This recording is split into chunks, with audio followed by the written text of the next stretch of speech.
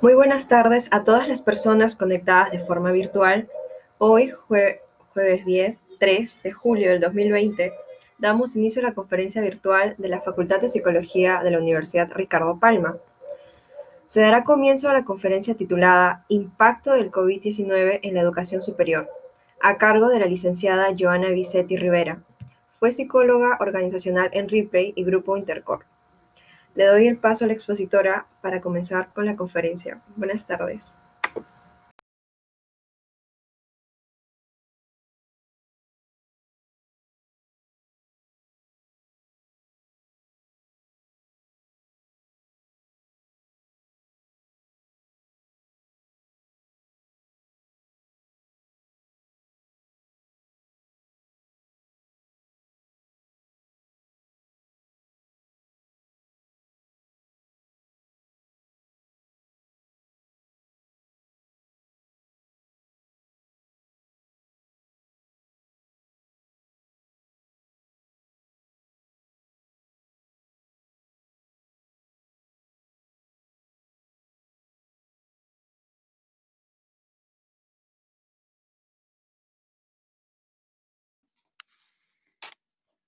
Hola, hola, ¿me escuchan?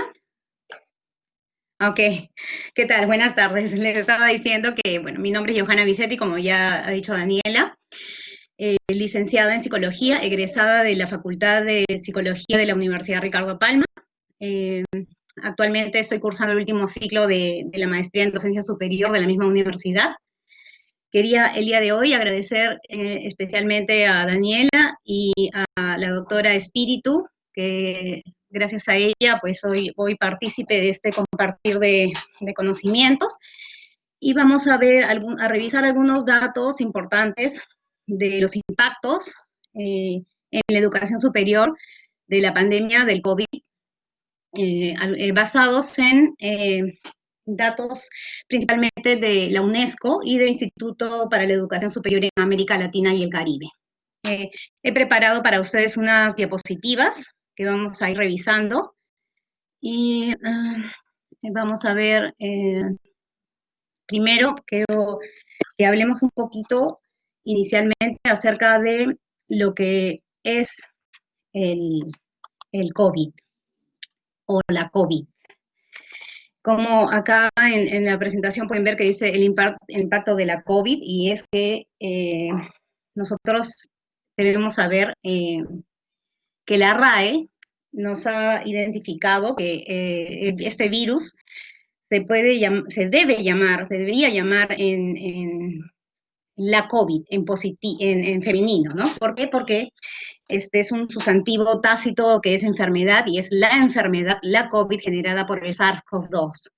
Pero como nosotros desde el inicio de este tema lo hemos llamado en masculino, estamos más acostumbrados al COVID, a el COVID, ¿no? Entonces, la COVID o el COVID está bien dicho de las dos formas. Quería primero hacer esa salvedad, por si acaso en alguna diapositiva encuentren ustedes que diga la COVID o el COVID, ¿no? Bueno, ¿qué sabemos del COVID o de la COVID? Sabemos que se originó a finales del año pasado en China. Sabemos que este año, en marzo, la OMS ya declaró este brote como una pandemia. Sabemos los signos, los síntomas que pueden aparecer entre 2 y 14 días después de la exposición al virus. Sabemos que los más pueden ser fiebre, pueden ser tos, pueden ser cansancio, falta de aire, hay síntomas como dificultades para respirar, pérdida del sentido del gusto. Sabemos que esa gravedad de los síntomas es diferente según la persona, puede ser en algunos muy leve, en otros muy extrema. Algunas personas tienen pocos síntomas, otras personas no tienen síntomas, ¿no? Pero hay personas que si tienen algunas afecciones crónicas, como enfermedades cardíacas, pulmonares, diabetes, obesidad, todo eso puede comprometer y puede hacer una enfermedad de más gravedad, ¿no? Sabemos que tenemos que extremar nuestra higiene, extremar nuestras precauciones, el uso de protectores, de mascarillas, el tema del distanciamiento social, ¿no? Hasta aquí yo creo que no les estoy diciendo nada nuevo porque creo que todos nosotros estamos atentos a las noticias, a los medios, para saber cuáles son los avances de esta enfermedad a nivel mundial.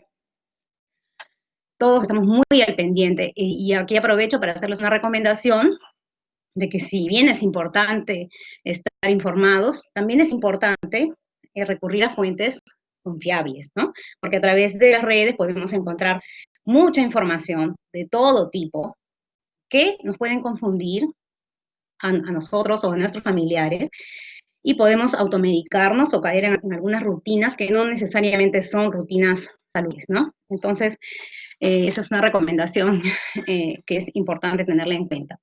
Hasta aquí hemos hablado todo lo del COVID que ya todos sabemos, pero lo que sí sabemos y hay que tener en cuenta es que hay una falta de referencias, porque no hemos tenido una crisis semejante en el pasado. Entonces, esto nos genera angustia de un futuro incierto, porque no sabemos, no podemos predecir, nos dificulta la predicción de lo que va a suceder en el futuro inmediato, ¿no? Eso es un tema con el que debemos quedar pensando. Todos tenemos mucha angustia, aquí la mayoría son psicólogos, la ansiedad está reinando en nuestra vida estos días, ¿no? Desde que inició la cuarentena y todo el tema de la pandemia. Ahora, vamos a la siguiente diapositiva y aquí vamos a entrar un poquito al tema de las universidades.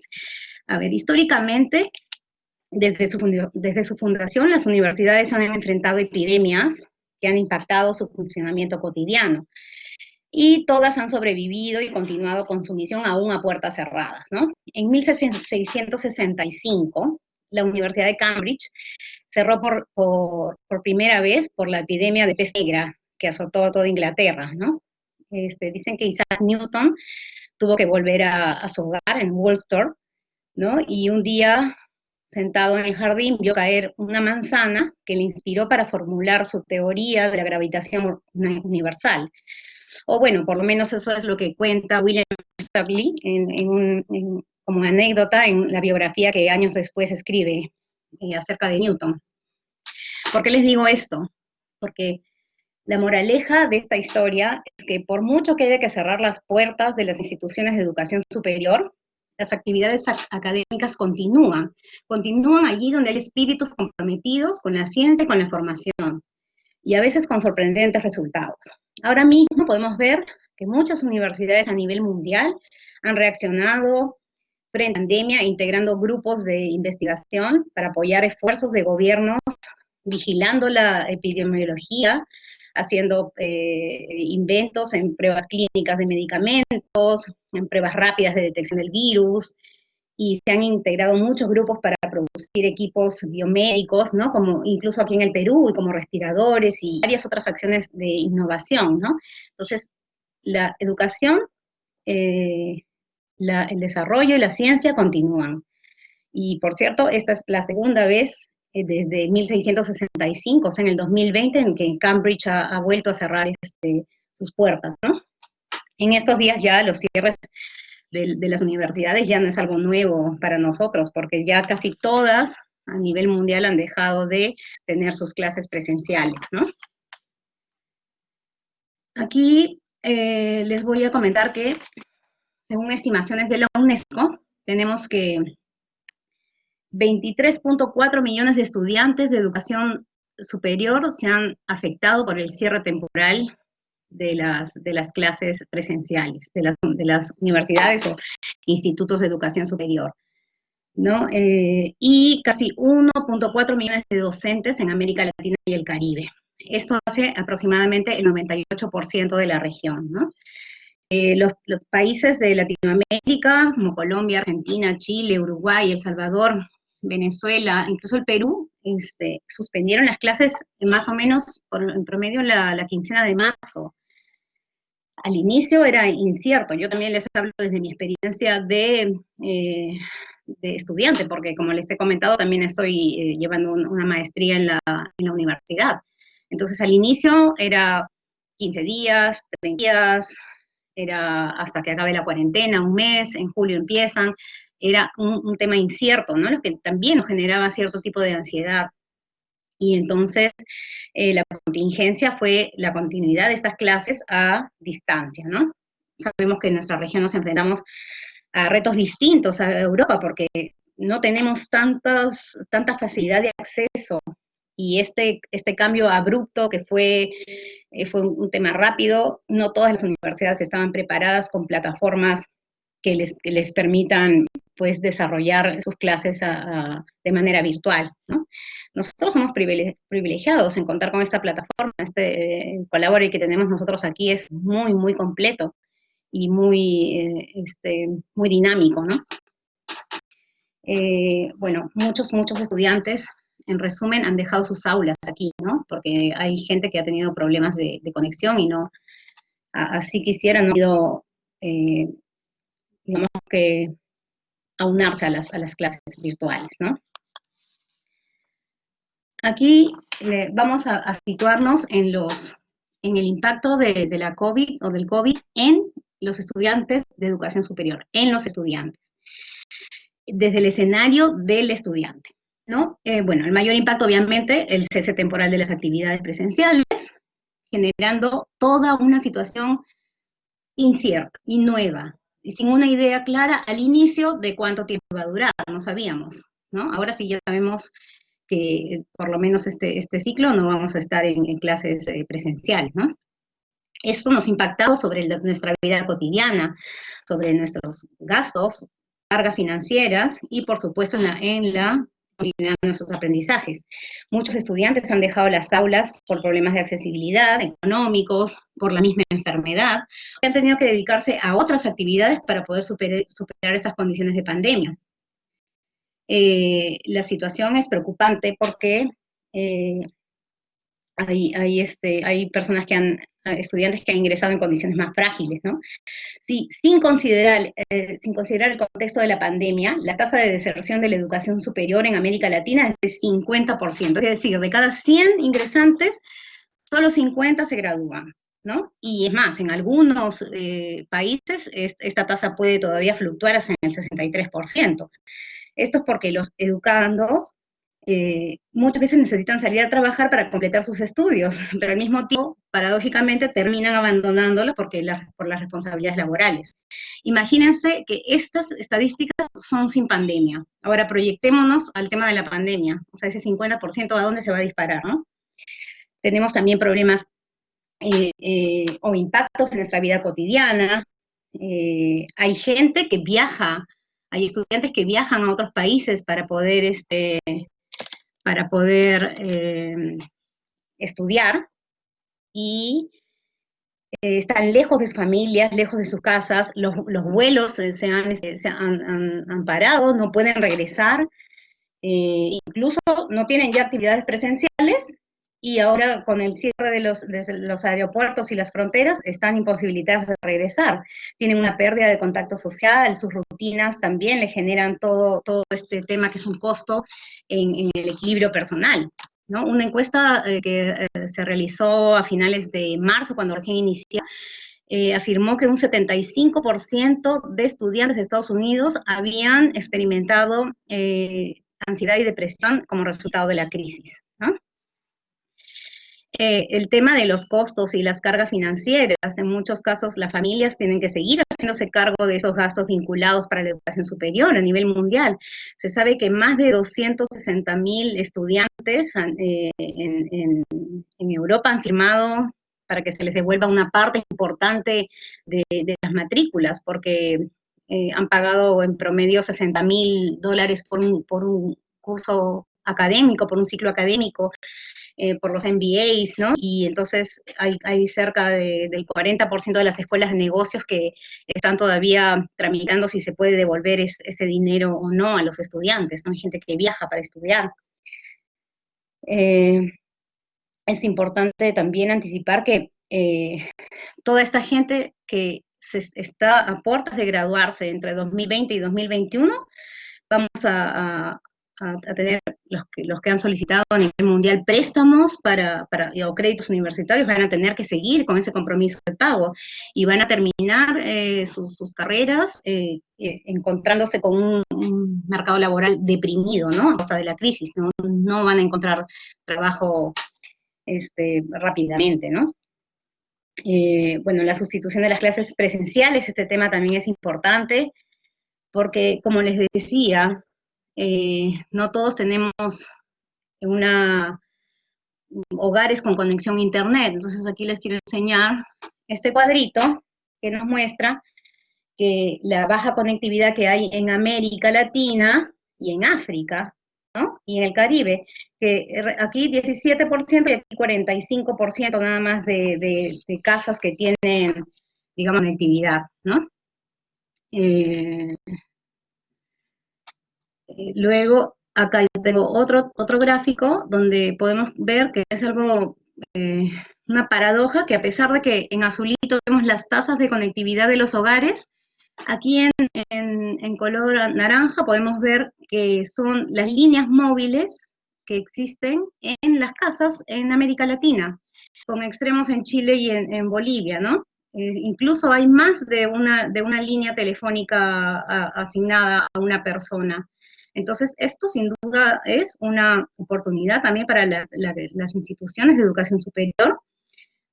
Tienen que aprovechar, centrando sus esfuerzos a posteriori, ¿no?, en soluciones tecnológicas que contemplen el uso de sus contenidos en teléfonos celulares, ¿no? Veamos, regreso aquí un ratito para,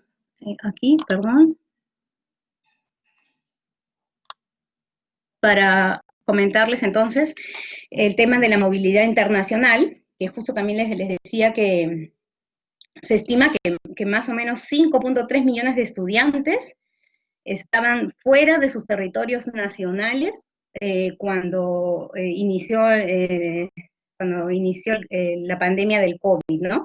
Siendo China el remitente número 1 de estudiantes. Tenía 928.000 estudiantes en China de otras partes del mundo, ¿no? Como ejemplo, todo este impacto que va a haber de la movilidad internacional, muchas universidades que viven, por ejemplo, en Australia, la educación es una de las actividades económicas más importantes, se va a ver muy, muy afectada, porque ya la gente va a dejar de estudiar, va a dejar de viajar, ¿no? Y esta movilidad que había para ir a otros países a estudiar va a ser impactada, y bueno, la economía mundial se va a ver afectada, ¿no? Esto tiene todavía, hay voces expertas que sugieren que habrá que esperar por lo menos un mínimo de 5 años para volver a los niveles de movilidad internacional que anteriores a la crisis, ¿no? Esto es todo el impacto que hay en los estudiantes, pero también hay impacto en los docentes. Casi nunca se voltea a ver el impacto de los docentes, pero el profesorado también tiene importantes afectaciones en lo laboral y en lo profesional. En primer lugar, hay que tomar en cuenta que no todas las instituciones de educación superior tienen estrategias de continuidad laboral para los docentes, y los contratos temporales pues pueden quedar rescindidos, ¿no? En muchos países la docencia con dedicación exclusiva o a tiempo completo no está generalizada, la mayor parte de docentes son a tiempo parcial, ¿no? Entonces, ¿qué pasa con todos esos docentes que pueden dictar clases? La universidad se queda sin alumnos, los alumnos no pagan, la universidad no puede pagar al docente, y es todo un ciclo que hay que considerar, ¿no? Por otra parte, el otro impacto es que la expectativa de la continuidad de sus actividades bajo la modalidad virtual, por lo menos en teoría, en las grandes universidades, la mayoría cuenta con campus virtual y aula virtual, pero el tema es que cada docente depende de él mismo y de su propia capacidad para darle continuidad a esto. ¿Qué pasa si yo me dediqué siempre a hacer mis clases presentes y ahora me cuesta llegar a mis alumnos, me cuesta traducir, me cuesta llevar a cabo mi proceso de enseñanza-aprendizaje, ¿no? Porque no tengo esas habilidades, porque mis habilidades son presenciales, ¿no? Entonces, antes no le dábamos mucho, digamos que mucha importancia a tener esa habilidad, pero ahora vemos en esta crisis lo importante que ha sido capacitarnos en el tema de TICs, en el tema de plataformas, ¿no? A esto también hay que añadirle que hay muchas materias que buscan el desarrollo de competencias profesionales por medio de la práctica, o sea, talleres, temas en educación, en clínica, residencias, carreras de diseño, ingeniería, todo lo que tiene que ver con ciencias. Son talleres, son prácticas de laboratorio que en este momento han quedado en stand-by. Hay mucha incertidumbre, ¿no? No se sabe en qué momento vamos a hacer esos cursos de laboratorio, ¿no? También hay que tener en cuenta que hay una curva de aprendizaje, lo que les decía, para la utilización eficiente de esta tecnología. O sea, estuvimos ya para empezar las clases en marzo y nos dijeron que no pueden ser presenciales. Entonces, esa curva de aprendizaje no la hemos desarrollado. Estamos en el inicio y ya con las clases encima, ¿no? Entonces, todo eso son los impactos que tienen los docentes también. Dependemos ahora de un entorno digital al que hemos tenido que acostumbrarnos en cuestión de días y obviamente ese manejo de herramientas tecnológicas y de soportes necesarios no tenemos todos, no lo tienen todos los docentes, ¿no? Además, la diversidad del acceso a la conectividad, el tema de los servidores adecuados, ha sido todo un proceso que en algunas universidades se puede llevar de una manera correcta, en otras no tanto, ¿no? Entonces, hay que, esta es una de las, esta es una tensión también para el docente, ¿no? Porque es una ansiedad estar brindando las clases sin saber si realmente estoy llegando a ese alumno detrás de la pantalla, ¿no? Además, junto a esta labor del docente, también hay que ver que hay profesorado que tiene que ver no tanto con el tema del dictado de clases, sino más con el tema de extensión universitaria y de investigación, ¿no? ¿Qué pasa con estos docentes que están dedicados a la investigación ahora? Han quedado en un stand-by también, ¿no? Entonces, y así como los docentes también, hay otro personal que no se habla mucho en las universidades, pero que es el personal no docente, ¿no? Que están empleados de ellos en el campus, ¿no? La gente de administración, la gente de servicios. Es igualmente importante y de repente sus tareas principales no son consideradas críticas para la continuidad de la docencia o la continuidad del proceso de enseñanza-aprendizaje, pero es parte de la universidad, ¿no? Es parte de la institución educativa. Entonces, ¿qué se hace con esa gente? Por ejemplo, ahorita el personal que, digamos, que está en una categoría, digamos que bien crítica, es el personal que está vinculado al soporte técnico. Ellos sí tienen bastante tarea, bastante trabajo ahora, pero ¿qué pasa con el personal que trabaja en mantenimiento? ¿Qué pasa con la gente que no se atiende en el comedor de la universidad? ¿Qué pasa con los señores que limpian, con los que le dan mantenimiento a los jardines, ¿no? Ese sector es un poco más vulnerable. Entonces, aquí estos casos ya son las medidas que tomen los gobiernos en materia de protección del empleo, en materia de protección social. Aquí ya es lo que va a marcar la pauta, más el gobierno, ¿no?, que la institución. Cómo es que se va a manejar el contrato o la continuidad laboral de estas personas. Aquí el impacto también, o sea, la COVID también impacta en las instituciones de educación superior. Y es muy variable, ¿no? Y depende mucho en primer lugar de la capacidad para mantenerse activa, en sus actividades académicas y en su sostenibilidad financiera. Como les decía, o sea, dejamos de estudiar, dejamos de pagar, pedimos que nos rebajen el costo de la matrícula de las pensiones y la universidad tiene que seguir avanzando. Entonces, muchas universidades en el tiempo, si nos basamos en la información que hace un momento les di, más o menos en un periodo de 5 años todo va a volver a la normalidad. O sea, tenemos que echar números y pensar, ponernos a pensar cuántas universidades en el mundo van a quedar fuera de, de funcionamiento, ¿no? Porque no va a haber una sostenibilidad financiera. O sea, si solo la universidad depende de sus alumnos, si no depende de otras actividades como la investigación, por ejemplo, es muy difícil que la universidad vaya a vivir y a sostenerse en el tiempo, ¿no? Este esfuerzo es titánico, el que están haciendo todas las instituciones, el que hacen los docentes, el que hacen los mismos estudiantes, ¿no? Pero vemos que si seguimos en esa línea, muchas universidades, sobre todo estaba leyendo hace unos días que en Chile, en Colombia, incluso aquí en Perú, van a enfrentar serias dificultades financieras, ¿no? Y los flujos de caja no van a alcanzar y van a generar problemas de tesorería, ¿no?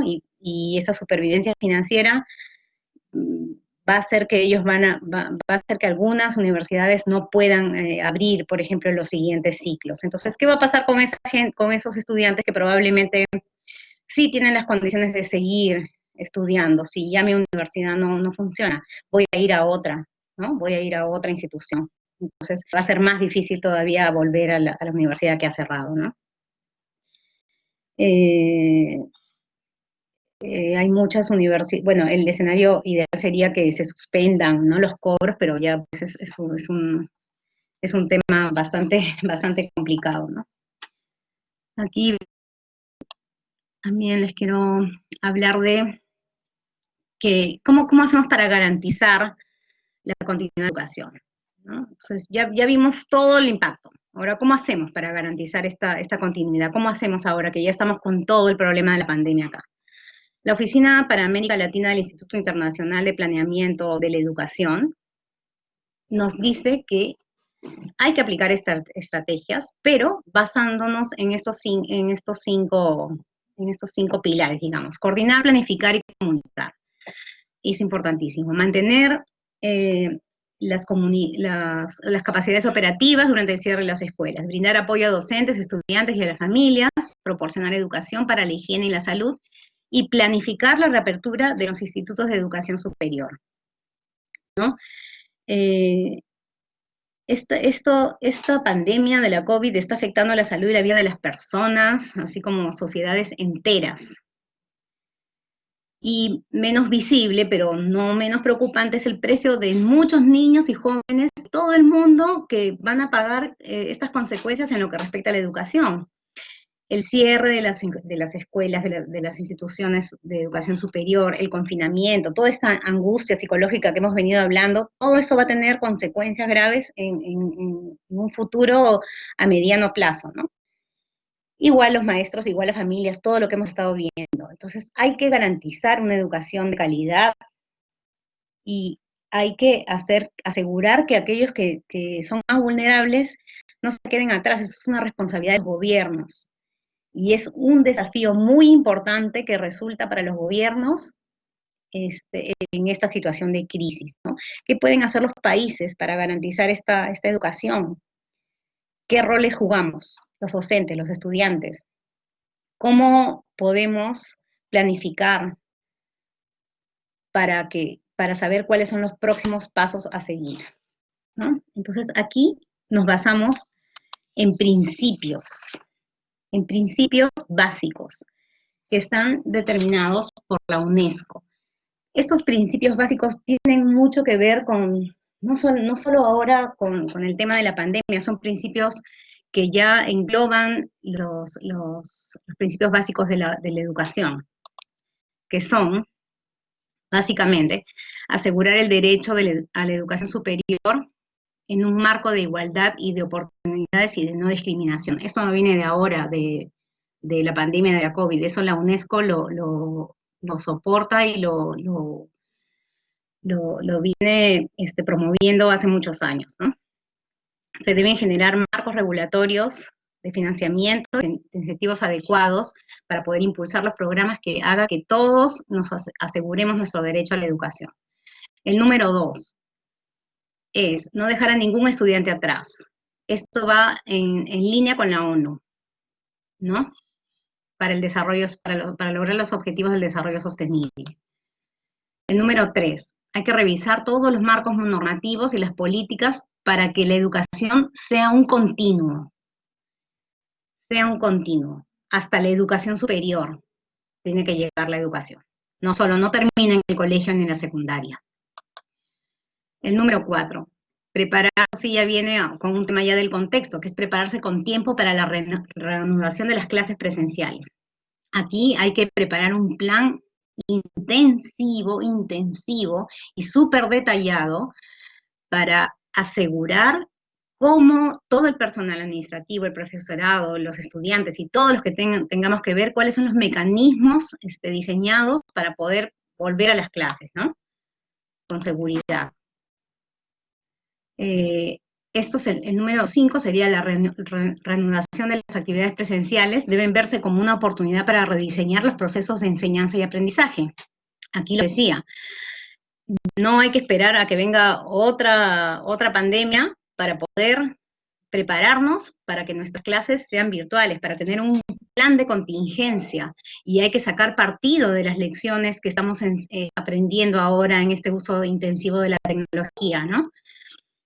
Y siempre con equidad e inclusión. Aquí, por ejemplo, tendría que ver si se ha analizado que no todas las personas tienen conectividad a través de Internet, entonces, pues, preparémonos y veamos que el teléfono es más accesible. Y aquí vamos a generar equidad y vamos a generar inclusión.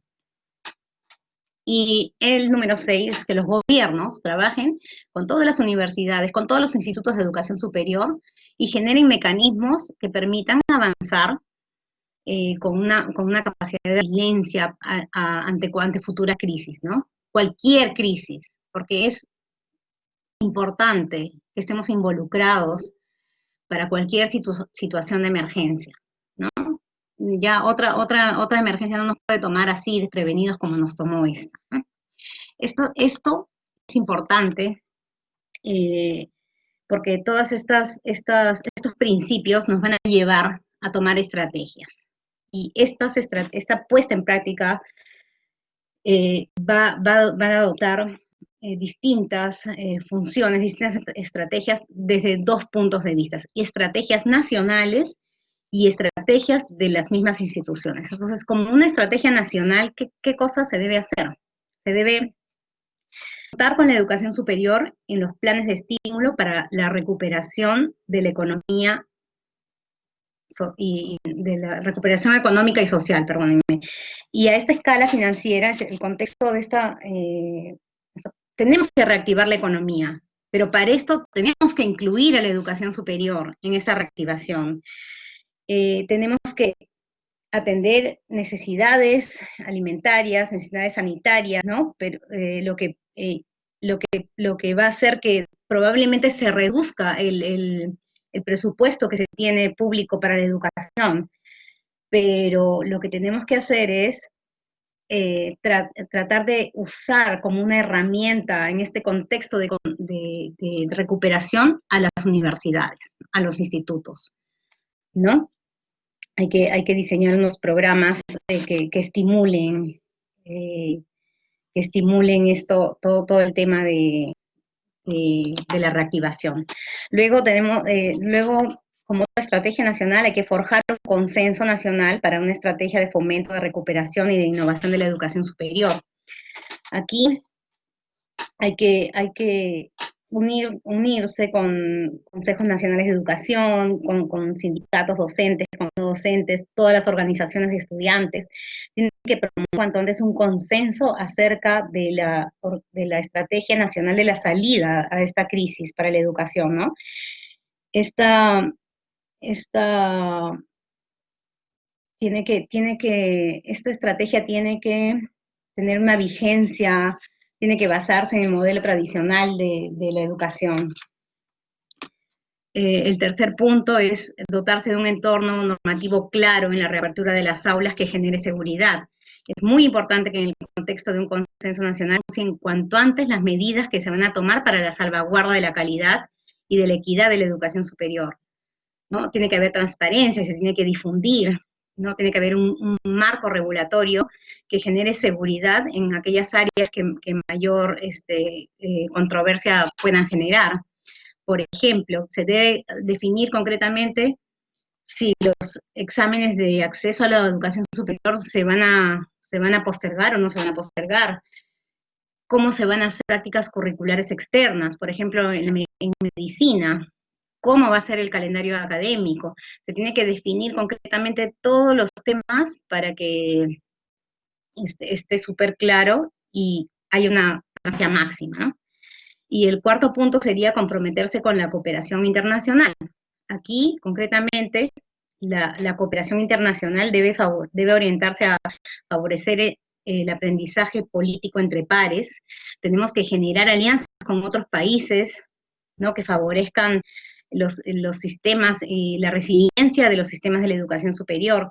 Tenemos que compartir recursos y soluciones tecnológicas, sobre todo, y tenemos que dar una mejor cobertura jurídica internacional a todo lo que es la movilidad académica. Todo esto tiene que ser a nivel internacional. Y también tenemos, por último, las estrategias institucionales, ¿no? Aquí vemos que hay que anticiparse a una suspensión de larga duración, centrando los esfuerzos en asegurar la continuidad formativa y garantizar la equidad, generando mecanismos de gobierno, monitoreo y apoyo eficientes, ¿no? Aquí tenemos que monitorear cómo se desempeñan las actividades docentes y cuáles son las necesidades de todo orden que emergen en la comunidad académica. Es conveniente dotarse de un gabinete de crisis cuya atención tiene que fundamentalmente centrarse en la continuidad y la equidad, ¿no? Tiene que monitorear, hay que hacer seguimiento de las necesidades, hay que atender las problemáticas vinculadas a la falta de equipamiento, a la falta de actividad, y hay que, en la medida de lo posible, como ya les señalé antes, ofrecer servicios, plataformas o aplicaciones para teléfonos celulares, ¿no? Para garantizar que los estudiantes y los profesores puedan realizar su proceso de enseñanza-aprendizaje. Además, se debe, ya en algunos países, en varias universidades, en algunos países, se han habilitado líneas de apoyo constante, vía internet, vía teléfono, no solo por temas tecnológicos, sino también por temas psicológicos, ¿no? Eso también se debe ver, se debe trabajar.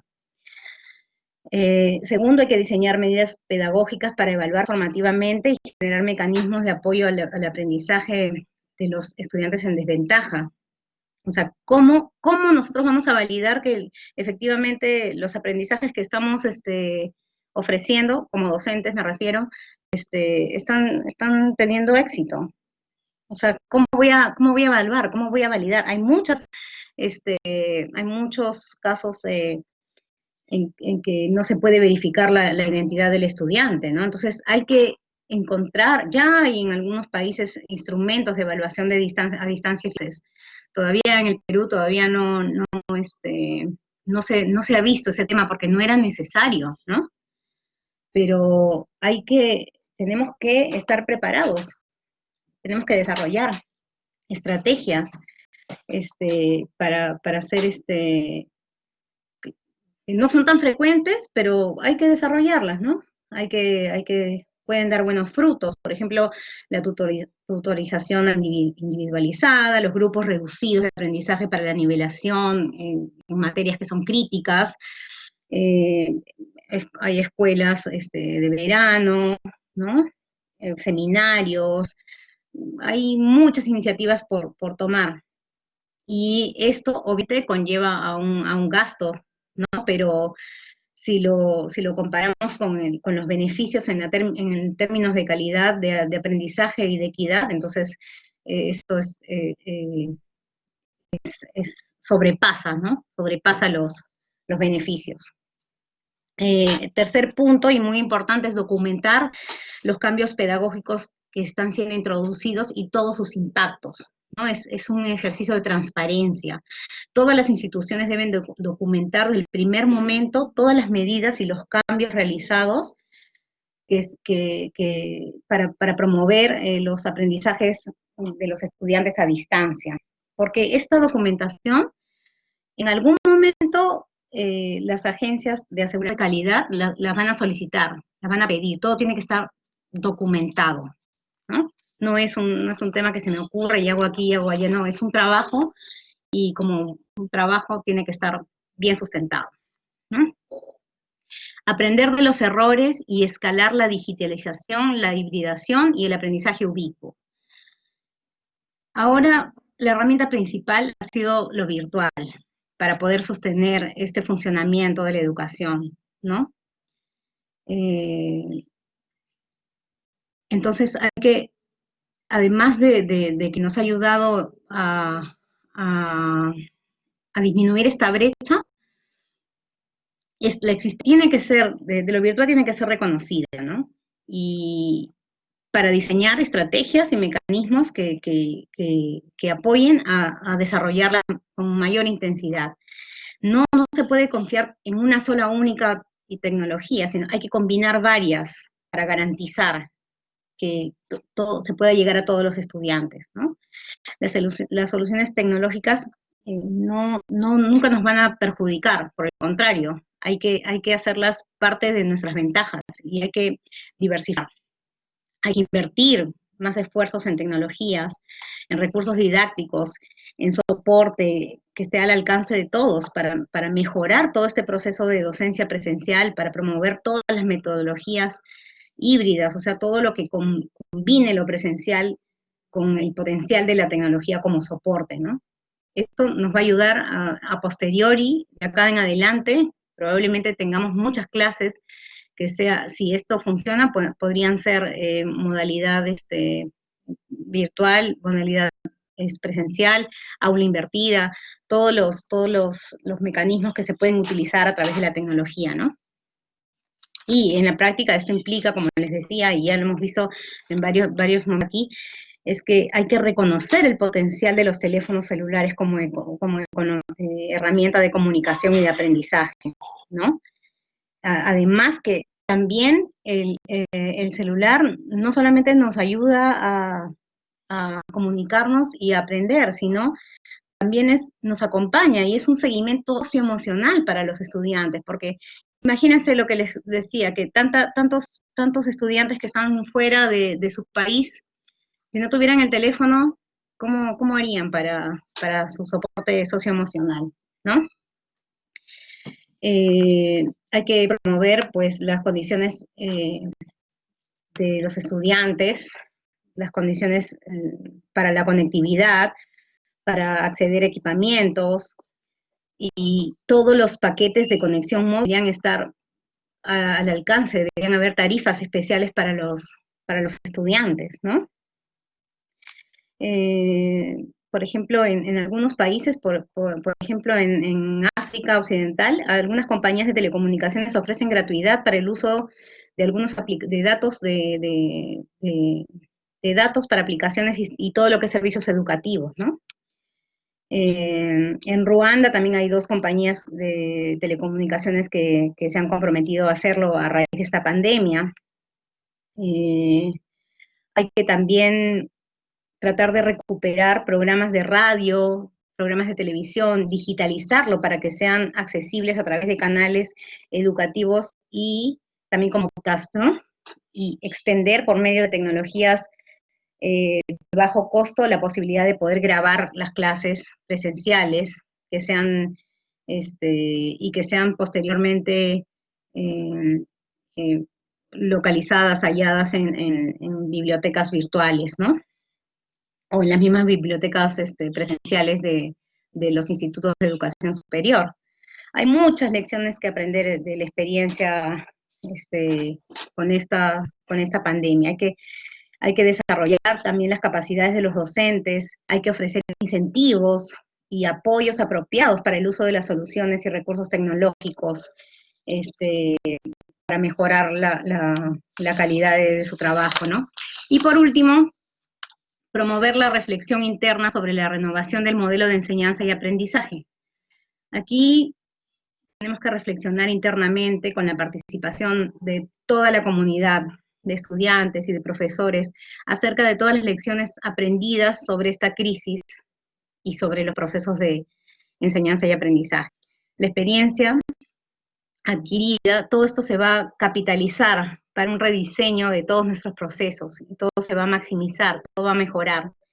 Las ventajas las ventajas de las clases presenciales y las ventajas de las clases virtuales, se va a extraer lo mejor y vamos a poder hacer un proceso maximizado, ¿no? Y se acostumbra a decir que cada crisis siempre trae una oportunidad, y entonces en este caso lo que tenemos que hacer es que esta oportunidad sea la revisión pedagógica y poder digamos que fomentar el desarrollo y la calidad del proceso de enseñanza-aprendizaje. Ok, con eso concluyo. Muchísimas gracias.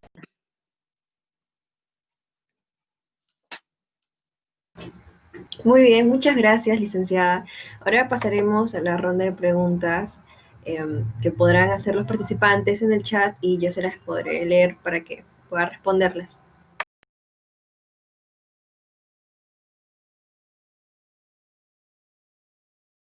Ok, muchas gracias a todos por su participación. Espero que haya sido de buen uso la información que les voy a dar, y por aquí de repente por el chat les voy a poder enviar, o a través de Daniela, el informe de la UNESCO, que si alguien tiene algún interés en particular en revisarlo, porque es muy interesante, para que puedan tenerlo a la mano.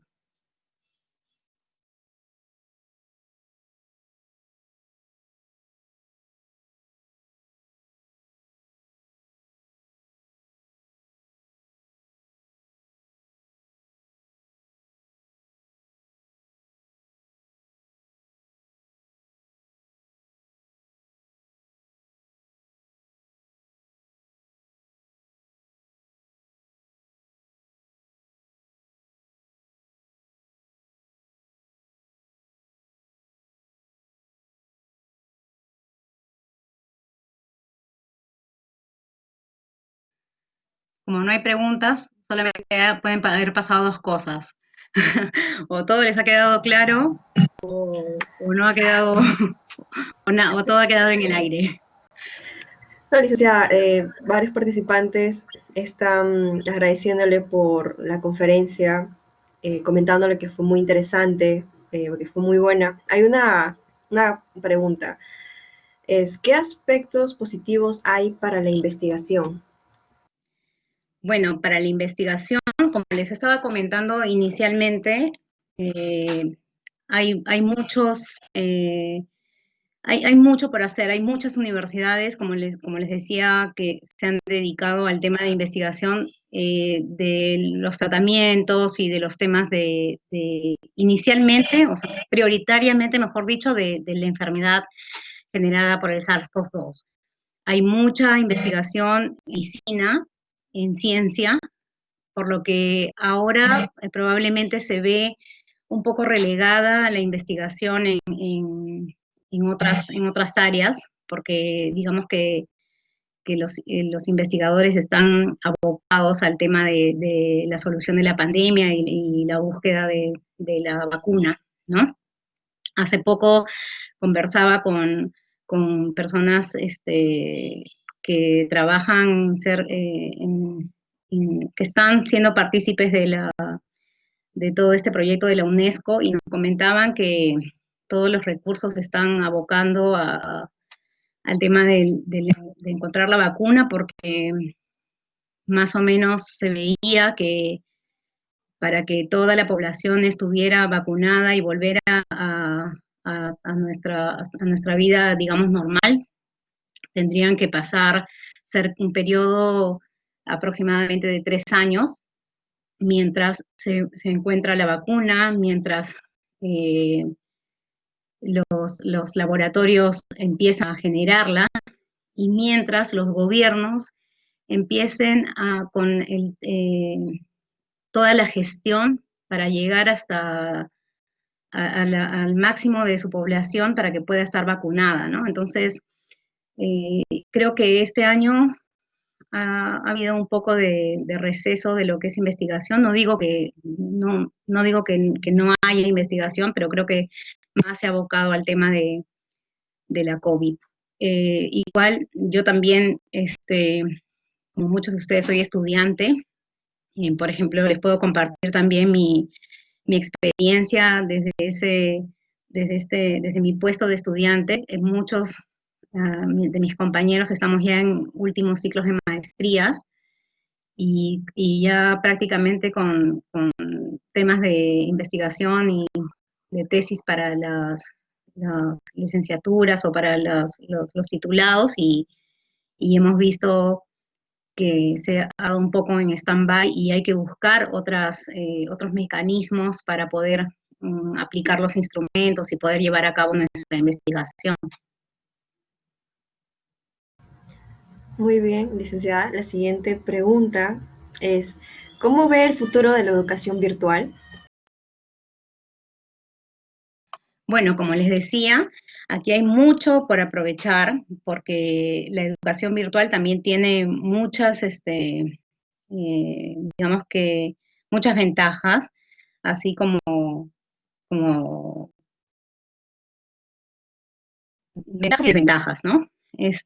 Por ejemplo, en algunos estudios que se han realizado, también en base para que sirvan de estadísticas de la UNESCO, vemos que, por ejemplo, en clases de pregrado, los alumnos prefieren que las clases sean presenciales porque prefieren digamos que sus eh, interacciones en el campus universitario. Y ahora con este tema de la pandemia y con la virtualización de las clases, lo que prefieren es hacer que sus clases sean, digamos que un poco más tradicionales, en donde el profesor se dedica un poco a explicarles la clase, ellos están de una forma un poco más pasiva y pueden volver a ver la clase, ¿no? A comparación de los resultados que arrojaron los estudiantes de maestría, en donde los estudiantes pues están más abiertos a realizar estrategias que incluyan mayor participación, ¿no? Entonces, yo creo que definitivamente de aquí en adelante las clases en la universidad, en pregrado, van a tener un cambio. Creo que este uso de aulas virtuales, de TICs, de todas estas estrategias de MOOCs va a ser muy, muy usado. Hay muy buenas estrategias, hay como por ejemplo el aula virtual, el aula invertida, perdón, en donde las clases son tanto presenciales como virtuales y yo sé que de hecho va a haber un impacto y vamos a poder sacar lo mejor de lo presencial y de lo virtual, ¿no? Todo para mejorar el proceso de enseñanza-aprendizaje. Muchas gracias, licenciada, por su respuesta. La siguiente pregunta es, se dice que habrá una segunda ola de COVID. ¿Cree que sea prudente continuar con la cuarentena como hasta ahora? Bueno, digamos que este tema es bastante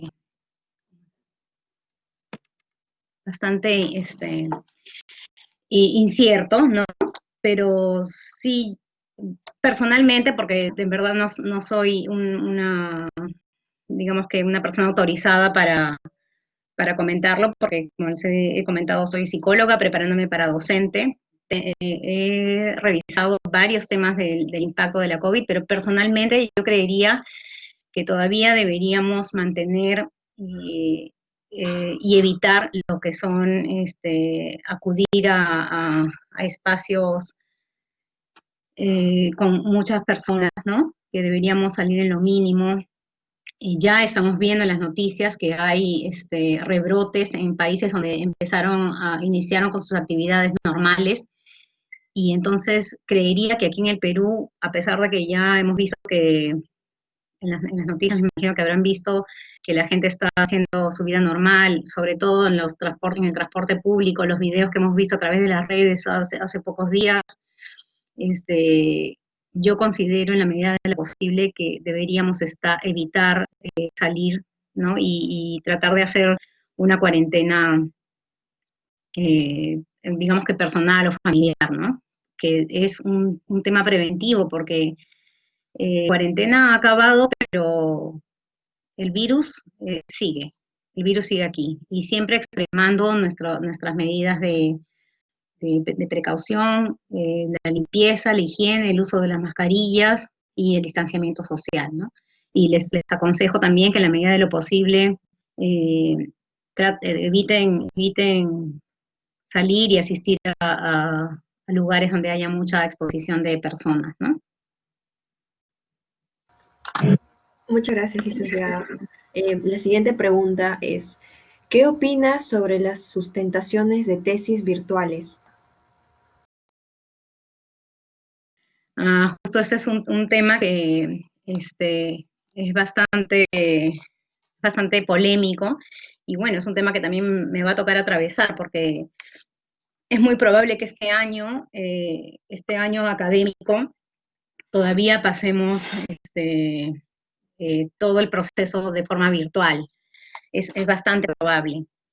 Y hay muchas personas que ya estaban a portas con la tesis este, terminada solamente para sustentar y que se han visto imposibilitadas de hacer su sustentación debido a esta crisis, ¿no?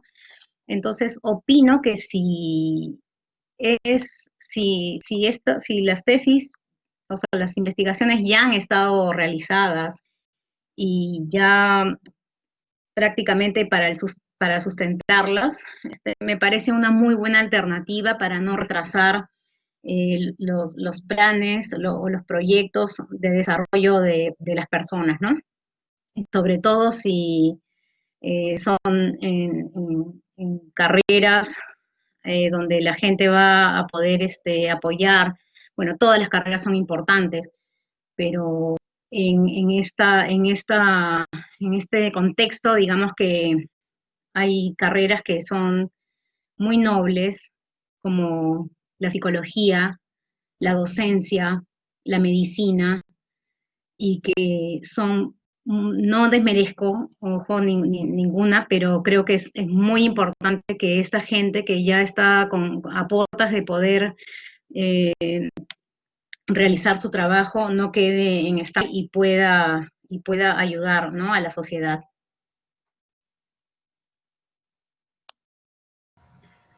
Muchas gracias por su respuesta, licenciada. Finalmente, la última pregunta es, ¿cómo podría solucionarse un hipotético caso donde jamás exista una cura para el COVID? ¿Cuál sería el impacto en la educación superior?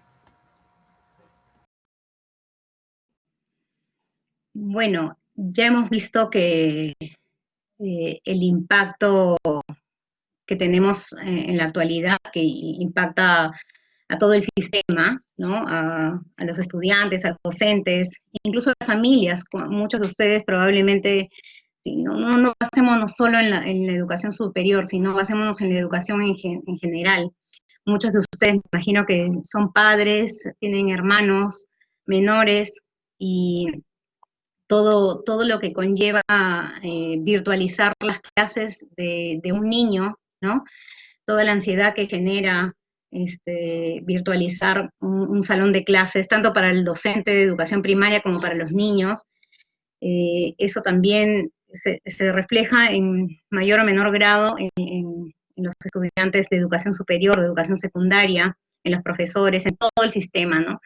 Entonces, si no hubiera una cura para el COVID, que yo les comentaba hace poco, hace un momento, que probablemente sean 3 años para que toda la población, y esto en un buen, digamos, siendo optimistas, son 3 años para que la población tenga pues el mecanismo a través de la vacuna.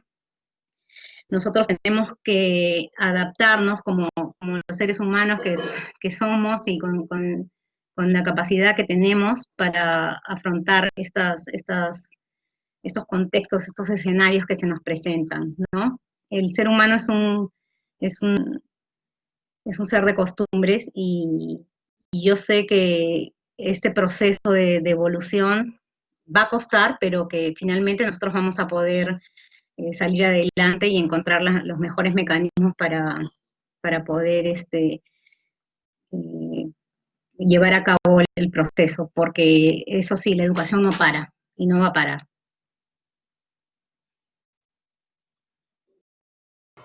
Muy bien, muchas gracias, licenciada Joana Vicetti, por la conferencia de hoy. Ha finalizado la ronda de preguntas y le agradezco, toda la comunidad universitaria le agradece por su conferencia y también se le agradece a todos los participantes conectados de forma virtual. En el chat estaré dejando su correo, el correo de la expositora, para que puedan hacerle más preguntas o si tienen alguna cuestión, poder comunicárselo a ella. Muy buenas noches y nuevamente, muchas gracias a todos. Le agradezco también a todos por su participación. Muchas gracias y buenas noches.